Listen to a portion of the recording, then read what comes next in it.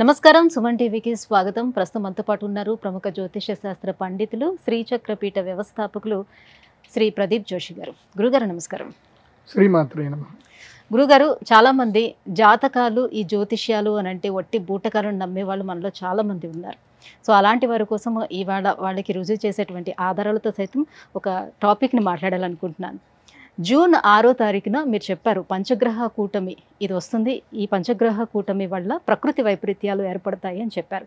అదేవిధంగా కేదార్నాథ్ వంటి క్షేత్రాల్లో కూడా ఇంతకుముందే ఎలా అయితే 2013లో జరిగిందో అదే మాదిరిగా ఫ్లడ్స్ కూడా వస్తాయని చెప్పారు. సో అలానే ఈసారి జరిగింది, అదే రకంగా జరిగింది. సో దానికి సంబంధించినటువంటి క్లిప్పింగ్స్ ఒకసారి మనం చూసిన తర్వాత టాపిక్లోకి వెళ్దాం. 16 జూన్ 2013వ తారీఖు ఈ కాంబినేషన్ మిథున రాశిలో సంభవించింది. అప్పుడు భయంకరమైనటువంటి విపత్తులు అనేటివి జరిగాయి 2013లో. మనకి కేదార్నాథ్ ఫ్లడ్స్ కనుక చూసుకొని ఉంటే కనుక 2013లో కేదార్నాథ్లో భయంకరమైన ఫ్లడ్స్ వచ్చాయి. ఆ తర్వాత ఈ కాంబినేషన్ మళ్ళీ ఇప్పుడు ఈ జూన్ 6వ తారీఖు వస్తుంది.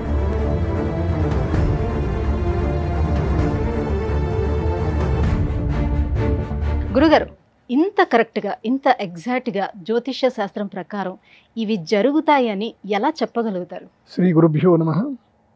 శ్రీమాత్రే నమః. శాస్త్రం ఏం చెప్తుందంటే యదిహాస్తి తదన్యత్ర ఎన్నేహాస్తి న తత్క్వచిత్ అని చెప్తుంది. అంటే ఇక్కడ లేనిది ప్రపంచంలో ఎక్కడ లేదు, ప్రపంచంలో ఏదైనా ఉంది అంటే అదంతా కూడా ఇక్కడే ఉంది అని చెప్తుంది. అంటే శాస్త్రంలోనే అన్నీ ఉంటాయి. గ్రహస్థితిని బట్టి ఒకప్పుడు ఏవైనా సరే సంఘటనలు జరిగాయి అనుకోండి, అవి మళ్ళీ రిపీట్ అవుతాయని మనము రీసెర్చ్ చేస్తే ఈజీగా తెలిసిపోతుంది.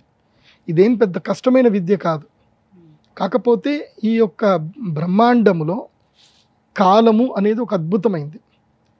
మనము ఈ బ్రహ్మతత్వాన్ని, ఈ సృష్టితత్వాన్ని, ఈ ప్రకృతిని మనం అర్థం చేసుకోవాలి అని అంటే దీనితో పాటు నడిచేది ఒకటి ఉంటుంది, అదే కాలం. అంటే ఇవాళ మీరున్నారు, మీ తాతలు ఉన్నారు, ముత్తాతలు ఉన్నారు, ఒక 100 తరాలు వెనుకకి వెళ్ళినా సరే ఆ తరతరాల నుంచి మళ్ళీ మీ తరం వాళ్ళే మళ్ళీ పుడతానే ఉంటారు, మళ్ళీ చనిపోతూనే ఉంటారు, మళ్ళీ పుడతా ఉంటారు, చనిపోతూ ఉంటారు. ఇది ఒక చక్రం. ఈ సైకిల్లో మనం పుడతా ఉంటాం, చనిపోతూ ఉంటాం. కానీ మనం పుట్టినా చనిపోయినా ఎప్పటికీ సాక్షిభూతంగా ఉండేదేంటి? కాలం. ఎప్పటికీ నిలిచేది ఏమిటి అంటే ప్రకృతి. ప్రకృతి ఎప్పటికీ ఉంటుంది. ఆ ప్రకృతిని చూస్తున్న కాలం ఎప్పుడూ అలాగే ఉంటుంది. ప్రకృతి అంటే మనమే. అందులోపల చెట్లు, చామ, పుట్ట అన్నీ ఉంటాయి. అందులోనూ మనం కూడా వస్తాం. 84 లక్షల జీవరాశులన్నీ కూడా ప్రకృతిలోనే భాగం. ఆ ప్రకృతి జననము మరణము జరుగుతూనే ఉంటాయి. కానీ జననము మరణము లేనిది ఏమిటంటే సాక్షిభూతమైనది కాలం. ప్రకృతికి కాలంకి మధ్యన అనుసంధానం చేయగలిగేది ఒకటే, అది ఏమిటంటే గ్రహస్థితి. అంటే ఈ గ్రహాలు ఎప్పటికీ అలాగే ఉంటాయి, ఆ గ్రహస్థితి ఎప్పటికీ అలాగే ఉంటుంది. ఆ గ్రహస్థితిని మనం క్యాలిక్యులేషన్ వేసుకొని మనము భవిష్యత్ తరాలకు గనక ఈ జ్ఞానాన్ని కరెక్ట్గా అందించగలిగితే పలానా గ్రహస్థితి వచ్చినప్పుడు పలానా విపత్తు ఏర్పడింది అని మనకి ఎప్పుడైతే తెలుస్తుందో మళ్ళీ భవిష్యత్తులో ఆ గ్రహస్థితి ఎప్పుడు రాబోతుంది అనేది కూడా మనం క్యాలిక్యులేషన్ వేసుకొని తెలుసుకోవచ్చు. సో ఆ క్యాలిక్యులేషన్ వేసుకొని భవిష్యత్తులో ఎప్పుడెప్పుడు ఏ ఏ విపత్తులు వస్తాయి కూడా మనకి ఈజీగా తెలిసిపోతాయి. ఇప్పుడు నేను కేదార్నాథ్లో కానీ ఉత్తరాఖండ్లో కానీ ఈ వరదలు వస్తున్నాయని చెప్పి నేను చాలా సులభంగా కంఠాబద్ధంగా చెప్పాను. అస్సాంలో కూడా వరదలు వస్తాయని చెప్పి నేను ఆల్రెడీ మొన్న పంచగ్రహ కూటమి వచ్చినప్పుడే చెప్పాను. దానికి ముందే ఇది మన ఉగాది పంచాంగ శ్రవణం అప్పుడు కూడా చెప్పాను. చెప్పినప్పుడు అందరు కూడా ఏదో అని అనుకొని ఉంటారు. ఎందుకోసం అంటే మనిషి యొక్క సహజ లక్షణం ఏంటంటే ఒప్పుకోడు మనిషి. ఏదైనా తన కంటితో చూసి తన వరకు వచ్చేంత వరకు ఏ మనిషి ఒప్పుకోడు. ఇప్పుడు తన వరకు వచ్చి తనకి కాలి తనకి దెబ్బ తాకితే తప్ప అవునా అని ఒప్పుకోడు. అందులోనూ హిందువులైతే మరీ దారుణం. హిందువులలో ఒక వెర్రి ఉంటుంది అన్నమాట. ఇప్పుడు ఉదాహరణకి కాశ్మీర్లో కాశ్మీర్ పండితులందరినీ ఊచకోత కోసారు అనేది నిజం. ఇది ఇప్పటికీ వాళ్ళు వాస్తవం గ్రహించరు. ఇప్పుడు జై మా కాళీ అని ఒక సినిమా వస్తుంది. 1946లో ఇదే ఊచకోత బెంగాల్లో కూడా జరిగింది. అది ఇప్పటికీ హిందువులకు ఎవరికి తెలియదు. అయినా వాళ్ళు నమ్మరు. అవన్నీ అబద్ధాలేమో, జరిగితే జరిగింది, మనం ఏం చేస్తాం, నిమ్మకు నీరెత్తినట్టు ఉంటారు అనమాట. అదేవిధంగా మన దేవాలయాలన్నీ కూడా నాశనం అయిపోయాయి. మనం ఇప్పటికి మనం ఏదైనా దేవాలయం పోతే విగ్రహాలన్నీ పలగొట్టినవి, మంచి మంచి విగ్రహాలు ఉంటాయి, అందమైన శిల్పాలు ఉంటాయి, అన్నీ పగలగొట్టినవి ఉంటాయి. అవి చూసినా సరే మన వాళ్ళకి జ్ఞానం రాదు. సో అందులోపల మూర్ఖులు అనమాట కొంతమంది ఉంటారు, మూర్ఖత్వులు కొంత ఉంటారు. ఆ నిద్రపోయే వాళ్ళని మనం ఏం చేయలేం మనం. కానీ కొంతమంది భగవద్ అనుగ్రహం వల్ల కొంతమందికి జ్ఞానం వస్తుంది. భవిష్యత్తు ఇది ఇలా ఉండబోతుంది, కాబట్టి భవిష్యత్తు అంటే ఏమిటి అంటే కాలం ఇలా ఉండబోతుంది. సో ప్రకృతిని మనం సరిగ్గా కాపాడుకోగలిగితే మన భవిష్యత్తు బాగుంటుంది. సో కాలము, ప్రకృతి, గ్రహస్థితితోటి కాలాన్ని గణించుకోవాలి. అలాగే గణించిన కాలాన్ని బట్టి వచ్చే విపత్తులను చూసుకొని ప్రకృతిని మనం కాపాడుకోవాలి. ప్రకృతి మనం ఎప్పుడైతే మనం ప్రకృతిని సరిగ్గా కాపాడలేదు, కాలాన్ని ఎప్పుడైతే మనం అనుసరించలేదు, ప్రకృతి మనల్ని అందరినీ కూడా ఖాళీ చేసేస్తుంది. ఎవరెవరిని లేపేయాలో, ఎవరెవరిని పక్కన పడేయాలో ప్రకృతి తన పని తాను చేసుకుంటూ వెళుతుంది. సో ఆ ప్రకృతి తత్వాన్ని, కాలతత్వాన్ని, గ్రహస్థితిని బట్టి అర్థం చేసుకుంటూ మానవ మనుగడను కాపాడుకుంటూ ముందుకు వెళ్ళడమే జ్యోతిష్యం యొక్క ప్రధాన లక్ష్యం. ఇప్పుడు నేను కూడా జ్యోతిష్యం చెప్పేది ఏదో నేను గొప్ప అని చెప్పుకోవడానికి ఎప్పుడు చెప్పను. కానీ జ్యోతిష శాస్త్రం అనేది ఒకటే ఉంటుంది కదా గురువుగారు. కానీ ఎందుకని అందరూ ఒక రకంగా చెప్పలేరు అని, ఎందుకని ఎగ్జాక్ట్గా అందరూ అంచనా వేసి చెప్పలేకపోతున్నారు? ఒకటి ముఖే సరస్వతి అని శాస్త్రం చెప్తుంది. అంటే ఉదాహరణకి 4 గుడ్డివాళ్ళు ఉన్నారు, వాళ్ళు ఏనుగు దగ్గరికి వచ్చారట. ఒకడేమో ఏనుగు తోక పట్టుకున్నాడట, వాడు అన్నాడట ఇది పాము అని అంటున్నాడట. ఇంకోడేమో ఏనుగు తొండం పట్టుకున్నాడట, ఇది మామూలు పాము కాదు, ఇది కొండ చిలువ అన్నాడట. ఇంకోటి వచ్చేసి కాలు పట్టుకున్నాడట, లేదు మనం ఒక స్తంభం దగ్గర ఉన్నాము అంటాడట. ఇంకొకటి ఇది ఏనుగే అని అంటున్నాడట. సో ఒక్కొక్కళ్ళకి ఒక్కొక్క విధంగా వాళ్ళు perception, the way of perception. శాస్త్రం ఏం చెప్తుంది అని అంటే ముఖే సరస్వతి, అందరి ముఖముల యందు కూడా సరస్వతి దేవి ఉంది అని చెప్తారు. సో ఒక్కొక్కళ్ళు వాళ్ళ పరిశోధన బట్టి వాళ్ళు చెప్తారు. కానీ నేను ప్రేక్షకులకి చెప్పేది ఏంటంటే 100కి మన కాలంలో మనం చూస్తున్న దగ్గర 100లో కేవలము ఒక 20 మంది 10 మంది మాత్రమే జ్ఞానవంతులు ఉంటారు. మిగతా 80 మంది విదూషకులే ఉంటారు.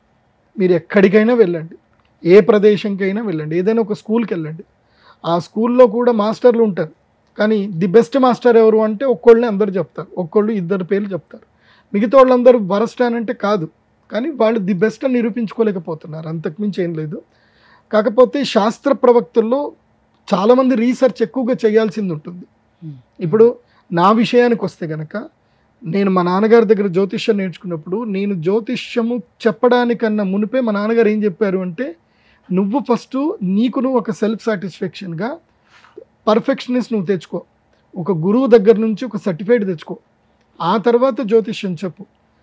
నిన్ను ఒక గురువు సమర్థించాలి, ఎస్ ఈ వీడు సమర్థుడే అని సమర్థించినప్పుడు మాత్రమే నువ్వు బయటకు రా. గురువు లేని విద్య గుడ్డి విద్య. చాలామంది గురువు లేకుండా అట్లాగే వచ్చేస్తారు. ఎందుకోసం అంటే ఈ మధ్యకాలంలో ఫోన్లు ఉన్నాయి, కెమెరాలు ఉన్నాయి, ఒక జీమెయిల్ ఐడి క్రియేట్ చేసుకుంటే ఒక యూట్యూబ్ ఛానల్ వచ్చేస్తుంది, ఎవరికి ఇష్టం వచ్చినట్టు వాళ్ళు చెప్పవచ్చు. జనాలకి ఏం తెలుసు, ఈయన కూడా గొప్ప పండితుడే అనుకుని అందరూ చూస్తారు. బట్ ఏంటంటే నేను ప్రేక్షకులకు చెప్పేది ఏంటంటే, సీ ద క్వాలిఫికేషన్.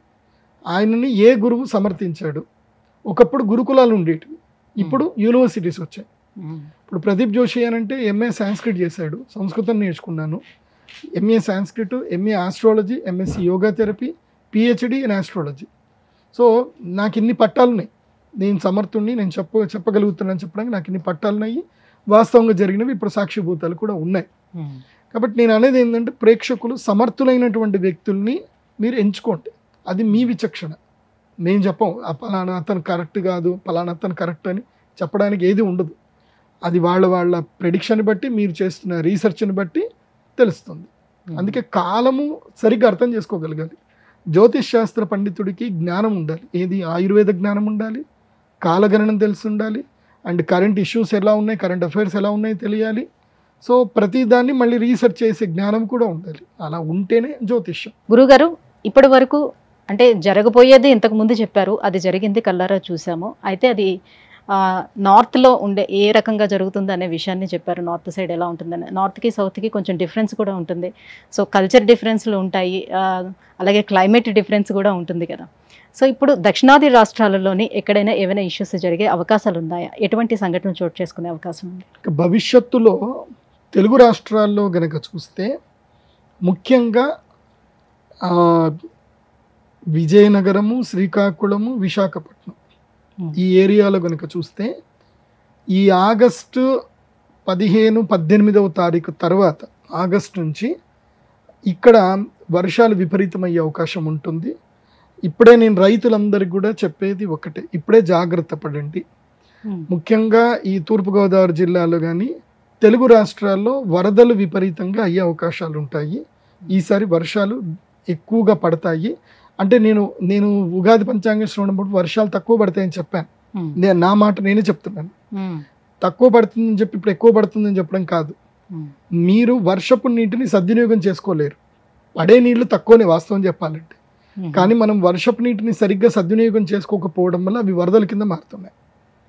సో పడవలసిన వర్షాలు ఒకే చోట ఎక్కువగా పడతాయి. సమర్థవంతంగా ఎక్కడ వాడుకలు కావాలో అక్కడ వర్షాలు పడవు. కాబట్టి వాగులు వంకల ప్రదేశంలో వర్షాలు ఎక్కువగా పడతాయి. వీటి వల్ల భవిష్యత్తు కాలంలో వరదలు ఎక్కువగా వచ్చే అవకాశం ఉంది. ప్లస్ నవంబర్ 17వ తారీఖు నుంచి డిసెంబర్ 22వ తారీఖు మధ్య లోపల విశాఖపట్నం ప్రాంతం లోపల తుఫాన్లు వచ్చే అవకాశం ఉంది. విపరీతమైన తుఫాన్లు వస్తాయి. అది కూడా గుర్తుపెట్టుకోండి. అండ్ ఇంకోటి కూడా చెప్తున్నాను, జాగ్రత్త వినండి. నేటి నుంచి 2 సంవత్సరాల తర్వాత 2027వ సంవత్సరము సెప్టెంబర్ మాసము లోపల అమరావతి, కృష్ణానది ఆ తీరము లోపల వరదలు ఏర్పడతాయి. ఈ లోపల 27 సెప్టెంబర్కి నేను ఆల్రెడీ క్యాలిక్యులేషన్ వేసి పెట్టాను. ఇప్పుడు అమరావతిలో భూములు కొనుక్కునే వాళ్ళు కానివ్వండి, అమరావతి నిర్మిస్తున్నటువంటి ప్రజా అధికారులు కానివ్వండి, ఇది ముందుగానే ఒక సూచనను నిర్ణయం చేసుకోండి. మీరు కృష్ణానది మీద ఏదైతే ఆనకట్ట ఇటువైపు వరద నీళ్లు రాకుండా చేయవలసినటువంటి ఏవైతే పరిష్కార మార్గాలు ఉంటాయో ఈ 2 సంవత్సరాలు చేసేసుకోండి. ఈ 2 సంవత్సరాల కాలం ముందుగానే చెప్తున్నాను. ఏం జరుగుతుంది అని అంటే అక్కడ కృష్ణానది నుంచి వరద వచ్చే అవకాశం ఉంటుంది. పెద్ద ముప్పు రాకపోవచ్చు, కానీ ఆస్తి నష్టం అయితే జరుగుతుంది. దీని పట్ల మాత్రం ముందుగానే అప్రమత్తంగా ఉండండి. అది కాకుండా గోదావరికి కూడా ముంపు వచ్చే అవకాశం ఉంది. భవిష్యత్తులో 2027లో గోదావరికి కూడా ముంపు వచ్చే అవకాశం ఉంటుంది. ఈ లోపల పోలవరం ఏదైతే కంప్లీట్ చేసుకొని ఆ వరద నీరు ఏదైతే ఉందో అది సరిగ్గా సాగు అయ్యేటట్టుగా 2 సంవత్సరాలు పూర్తి చేసుకున్నట్లయితే అది మేలు జరుగుతుంది. లేదంటే ఇప్పటి వరకు మీరు కష్టపడి కట్టిన ప్రాజెక్ట్ కూడా పోయే అవకాశాలు ఉంటాయి. ఇది భవిష్యత్తులో ఇది జరగబోతుంది. అది కూడా చూసుకోండి.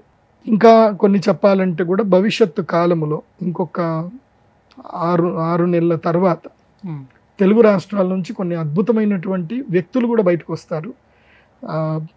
మన భారతదేశానికి మంచి పథకాలు వస్తాయి. తెలుగు రాష్ట్రాల నుంచి మంచి మంచి అద్భుతమైన వ్యక్తులు వస్తారు. ఇలా అన్ని మంచి జరుగుతాయి. సో తిరుమల తిరుపతి దేవస్థానంలో కొన్ని భాగోతాలు జరుగుతాయి. ఏవైతే కనుక కుంభకోణాలు వస్తాయి అవి కూడా ఈ సంవత్సరం డిసెంబర్ లోపల కూడా బయటపడతాయి. అది కాకుండా ఈ సంవత్సరము డిసెంబర్లో ముఖ్యంగా ధనుర్మాసంలో తిరుమలలో కొన్ని అద్భుతాలు జరుగుతాయి. ఆశ్చర్యకరమైన విషయాలు జరుగుతాయి. ప్రజలకి వెంకటేశ్వర స్వామి ఉన్నాడు అని ఒక సాక్షిభూతమైనటువంటి సంఘటనలు, కొన్ని ఆశ్చర్యకరమైన సంఘటనలు తిరుమలలో జరుగుతాయి. అవి అందరూ కూడా చూస్తారు. ఇవి భవిష్యత్తులో జరగబోయే అద్భుతాలు. గురుగారు, ఇప్పటి వరకు మీరు చెప్పినవన్నీ జరుగుతూనే వచ్చాయి. సో ఇకపై జరగబోయే ఏంటని చెప్పారు కాబట్టి ఇవన్నీ గ్రహించి వాళ్ళు కొంత జాగరూకతతోటి వెళ్తే వాళ్ళ సేవ అయ్యే అవకాశాలు కూడా ఉండొచ్చు. మేము కృష్ణానదికి కరకట్ట అయితే పెద్దగా కట్టి పెట్టండి. ఇప్పుడే చెప్తున్నాను, 18 అడుగులు 20 అడుగుల పైన కరకట్ట కట్టి పెట్టండి. అంటే ఇటువైపు రాకుండా, రాజధాని వైపు వరద నీరు రాకుండా ఇప్పుడే జాగ్రత్త పడండి. ఇలాంటి సంఘటనల వల్ల జ్యోతిష్య శాస్త్రం అనేది ఉంది, ఇది శాశ్వతం, నిజం అని నమ్మే విధంగా మీలాంటి గురువులు తెలియజేయడం వల్ల మాకు తెలుస్తుంది. గురుగారు, ధన్యవాదాలు. శ్రీమాత్రే నమః.